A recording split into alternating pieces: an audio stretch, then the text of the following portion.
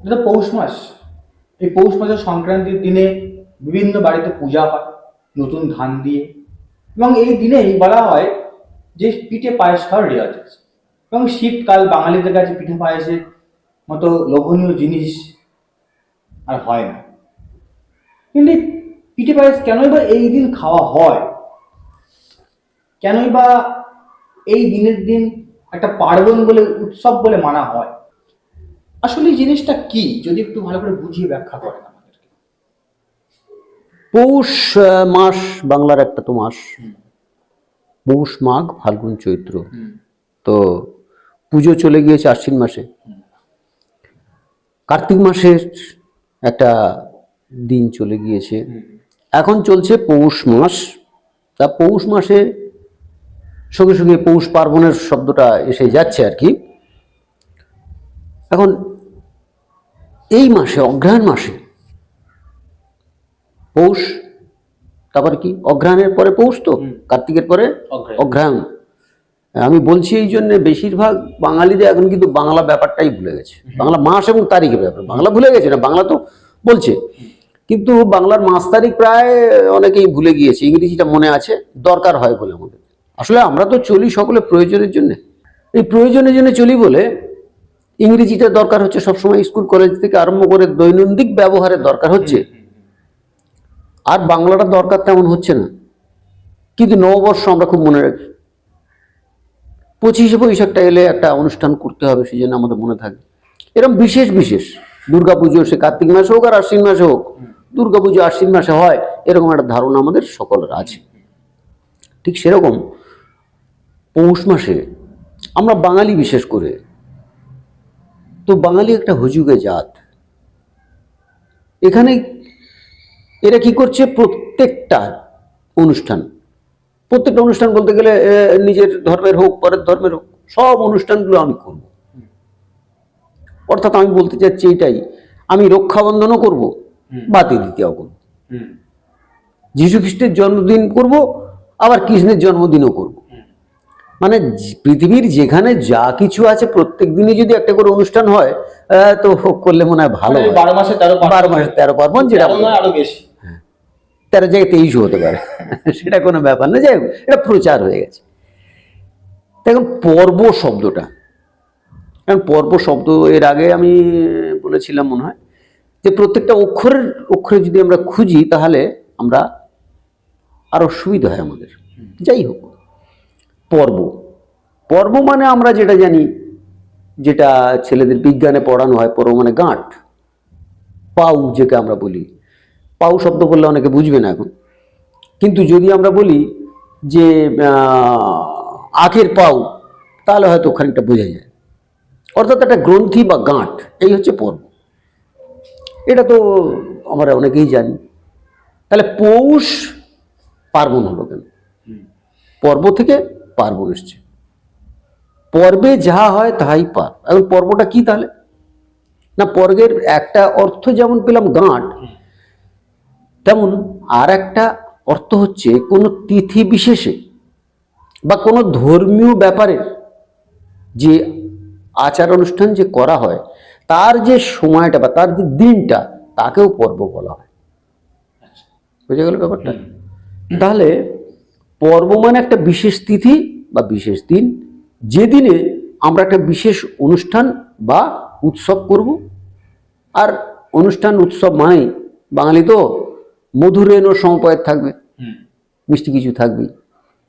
তা পৌষ মাসের সংক্রান্তি, এই সংক্রান্তি কি? সমক্রান্তি। সংক্রান্তিটা কি? যেমন আমাদের ইংরেজিতে 12টাকে বলা হয় 0 আওয়ার্স, 0000 দেয়া হয়, ওটা 0 আওয়ার্স।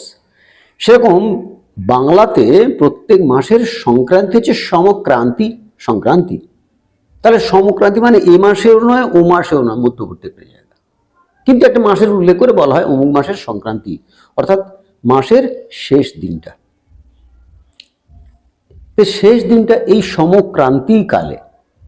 তাহলে পৌষের পরে কি আসছে? অগ্রহায়ণের পরে পৌষ আসছে, পৌষের পরে মাঘ আসবে, এটা মাথায় রাখতে হবে। তাহলে পৌষ মাসটা মিডিল চলছে, অগ্রহায়ণ মাস, অগ্রহায়ণ, অগ্রহায়ণ হচ্ছে অগ্রহায়ণ, অর্থাৎ এই অগ্রহায়ণ মাস দিয়েই আমাদের বাংলাটা শুরু হয়েছিল।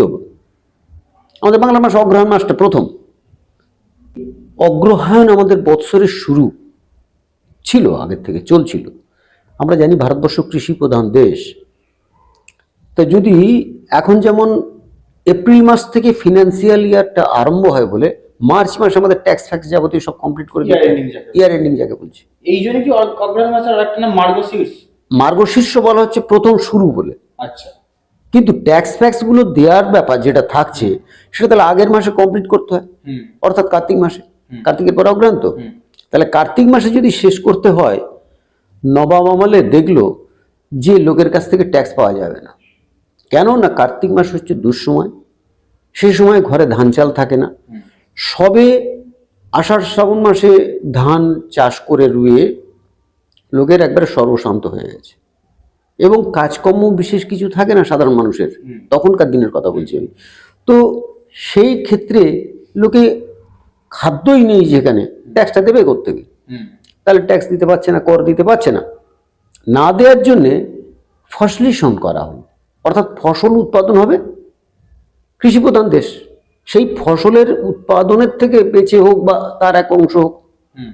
সরকারে জমা দেবে, অর্থাৎ তখনকার দিনে নবাব তো আচ্ছা যেই থাকুক জমিদার তাকে জমা দেবে। তা সেই জন্য পরবর্তীকালে অগ্রহায়ণ মাসটাকে চেঞ্জ করে পরিবর্তন করে বৈশাখ মাস করা হলো প্রথম মাস। ঠিক আছে? তো এটা গেল ইতিহাসের দিকটা যে কি করে হলো অগ্রহায়ণ থেকে। হুম। কিন্তু অগ্রহায়ণ মাসের নবান্ন বলে একটা উৎসব আছে, অগ্রহায়ণ মাসের থেকে আরম্ভ হয়। কারণ অগ্রহায়ণের আগে নতুন ধান ওঠে না। এখন এই হাইব্রিড হয়ে হয়ে এমন একটা জায়গা চলে গেছে যে জায়গাতে চালের আর কোয়ালিটি আমরা আর জানি না। এখন লাল মোটা চাল কি বাজারে পাওয়া যায়? না, সেটা পাওয়া যায় না। তো মালাপতি ধান বলে একটা ধান ছিল বাংলায়, সেই ধানের চালটা হতো লাল, অপূর্ব আস্বাদ ছিল। কিন্তু আমরা বেশ চিকন জিনিসের প্রতি অভ্যস্ত হয়ে গেছি, সরু চাল, তাহলে ওটাকে ছেটে করে দাও ইত্যাদি করতে করতে চালটাই উঠে গেছে, চালটার বাজার নেই। যেমন বহু জিনিস বাজার থেকে উঠে গিয়েছে। সেটা কি? বরবটি এখন আর পাওয়া যায় না।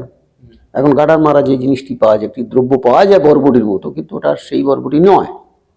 লাউ পাওয়া যাচ্ছে না, লাউয়ের সেই অরিজিনাল উঠে গেছে। দুদিন আগে গাজর নিয়ে পড়ছিলাম, গাজর। এই যে গাজর আমরা গোলাপি বা হলদে গোছের গাজর পাই, এখন বাজারে গিয়ে দুরকম গাজর পাই। একটা গাজর খুব নরম, অর্থাৎ জলে দিলেই যেন গলে যায় এরকম একটা অবস্থা, আর একটা একটু শক্ত।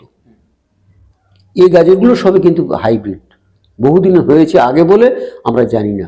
গাজর যখন প্রথম হয় তখন সেই প্রাকৃতিকভাবে তখন তার রং ছিল কিন্তু বেগুনি টাইপের। আচ্ছা। ঠিক আছে? বিট আর বেগুন মিশালে যে কালারটা হয়ে যায় ওরকম বেগুনি টাইপের একটা কালার ছিল, রং ছিল। এখন আমরা জানি না, আমি এটাকে আসল ভাবছি। এটা কি ভাবছি আসল হয়ে গেছে। কিছুদিন পরে ওই যে বরবটি বলছি, যে বরবটি ছিল অরিজিনাল, সেই বরবটি আর নেই। কিছুদিন পরে যারা এখনকার জন্মাচ্ছে তারা হয়তো বরবটি বলতে এটাই বুঝবে, এটাই বুঝছি, আমরাও তাই বুঝি যেটাই বলবো। বরবটি। কিন্তু এটা বরবটি নয়।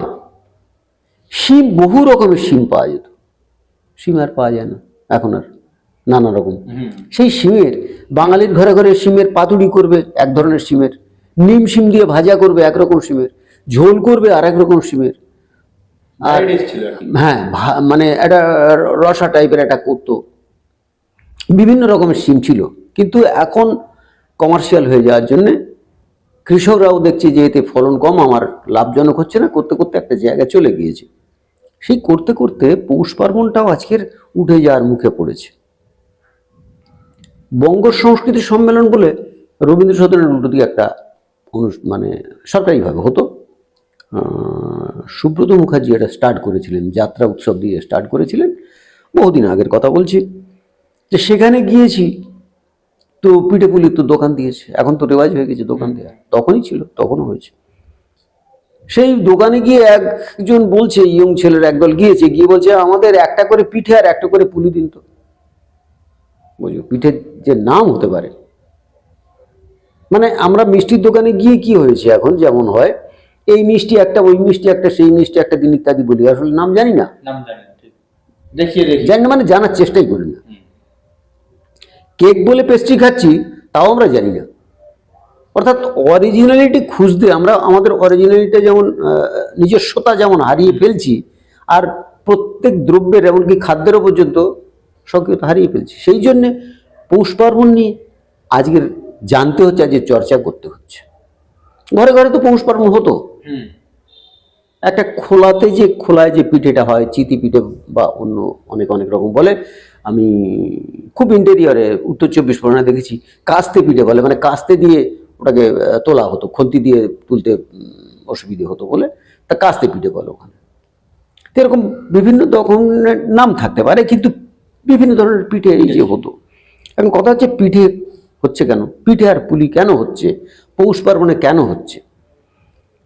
তো পর্ব বললাম তো একটা তিথিতে বিশেষ অনুষ্ঠান।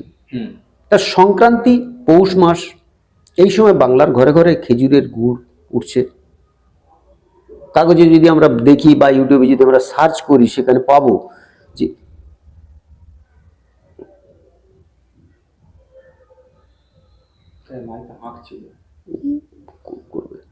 খেজুরের গুড়ের মধ্যে কি কি মিনারেলস আছে, কি কি ভিটামিন আছে, নানান কিছু জিনিস আছে, অর্থাৎ খাদ্যগুণে ভরা। যদিও আজকের সেই খেজুরের গুড় আর পাওয়া যাচ্ছে না, সব নকলে ভরে গেছে। আগে ছিল, একটু আগে বলছিলাম যেটা আগে ছিল, কার্তিকের রাঙি বলে একটা ধান ছিল। অর্থাৎ কার্তিক মাসের শেষে ওই ধানটা কাটা যেত, ঘরে তোলা যেত। তা সেই কার্তিকের রাঙি ধান যেহেতু উঠছে, অর্থাৎ কার্তিক মাস অগ্রহায়ণ মাসে ধান, নতুন ধান ওঠা শুরু হচ্ছে। এই নতুন ধান ওঠা শুরু হচ্ছে, তাহলে খাদ্য যেটা আমরা খাই, অন্ন, আর নতুন, নব মানে নতুন, তাহলে নবান্ন। পঞ্জিকাতে দেখা যাবে নবান্নের দিন উল্লেখ করা আছে, নবান্ন হচ্ছে। তখনকার দিনে এত কেক পেস্ট্রি ইত্যাদি ইত্যাদি নানান রকম খাদ্যের তো ব্যবস্থা ছিল না। মানুষ যা ছিল, অর্থাৎ চাল ছিল, গমও তখন তত হয়নি। তা এই চাল দিয়ে কত রকম কি করা যায় তার চেষ্টা চলে আসছে। এই চালকে যখন অন্নে পরিবর্তিত করা হলো, তার সঙ্গে দুধ, ঘি, কাজু ইত্যাদি ইত্যাদি দিয়ে খুব সুন্দর উপাদেয় একটি খাদ্য করা হলো, যার নাম পরমান্ন, যার ভাঙতে ভাঙতে আজকে বাংলায় পায়েস এসে দাঁড়িয়েছে। তাহলে নতুন ধান উঠলে, এবং তখন ধানের মধ্যে একটা সুগন্ধ থাকতো, এখনকার মতো মিলের ধান নয় তো, সেই সুগন্ধযুক্ত চালের, আর তার সঙ্গে যে খেজুরের গুড় যেটা বলছিলাম, প্রচুর তাতে উপাদান আছে, খাদ্যগুণ আছে, সেই খেজুরের গুড় দিয়ে একটা খাদ্য তৈরি করা হলো, পরমান্ন বা পায়েস। তাহলে পায়েসটা খাওয়া হবে কি করে? না, প্রথম জিনিসটা তখনও পর্যন্ত ছিল, এখন না থাকতেই পারে।